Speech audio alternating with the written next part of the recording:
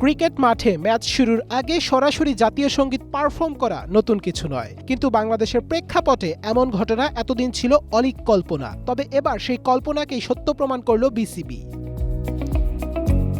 মিরপুরে পাকিস্তানের বিপক্ষে সিরিজের প্রথম টেস্টে দেশের জনপ্রিয় ব্যান্ড নেমেসিস আজ ম্যাচ শুরুর আগে পারফর্ম করেছে বাংলাদেশের জাতীয় সঙ্গীত। অপরদিকে প্রথাগতভাবেই পাকিস্তানের জাতীয় সঙ্গীত বাজানো হয়েছে বক্সে।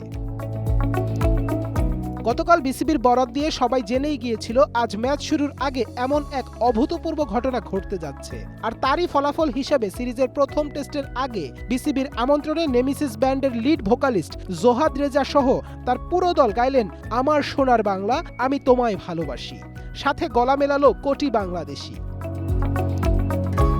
এমন আয়োজনের পর জোহাদ জানান বিসিবি সভাপতি তামিম ইকবালের আমন্ত্রণেই তিনি এবং তার দল আজ এই আয়োজনের অংশ হতে পেরেছেন। বোর্ডের দায়িত্ব নেবার পর থেকে একের পর এক নতুনত্বের ছোঁয়া দিয়ে যাচ্ছেন সভাপতি তামিম ইকবাল। কখনো দর্শকদের জন্য ফ্রি পানি, আবার ক্লিনারদের অর্থ ঠিকমতো বুঝিয়ে পাওয়া নিয়ে সরাসরি কাজ করে ইতিমধ্যে আলোচনায় এসেছেন খান সাহেব।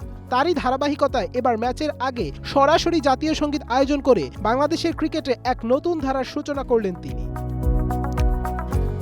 Tasnim Ahmed Arnab, one sports desk.